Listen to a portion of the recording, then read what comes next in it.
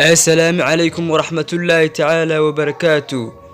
دكتور إبراهيم الفقي دكتور محمد السيد الفقي waxa uu dhashay 5 August 1950 waxa uu ku dhashay xaafadda Victoria ee magaalada Iskandariya ee dalka Masar.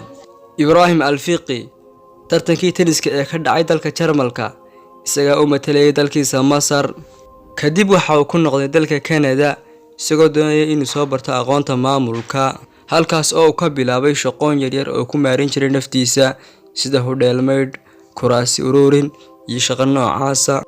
waxbarashadiisina waxa uu ku takhasusay aqoonta kobcinta bulshada. Ibrahim waa nin horaantiisii hantiile waxa dhacay marmar ay dawladdu heerkiisa quudin jirtay. Ibrahim Alfiqi waqti badan kadib waxa uu ku hadli jiray Faransiis, Ingiriisi iyo Carabi. dadka maxaadarooyinkiisa ku wax qaatay waxa lagu qiyaasaa 600,000 oo qof. buuggiisa 10 fure ee guusha waxa lagu tiriyaa buugta ugu saameynta badan caalamka. dadkii akhriyayna way mahadiyeen waxaana ka gadmay ugu yaraan 1 milyan oo xabo. odhaahyihiisa waxa ka mid ah ha oogin dab aanad awoodin inaad damiso.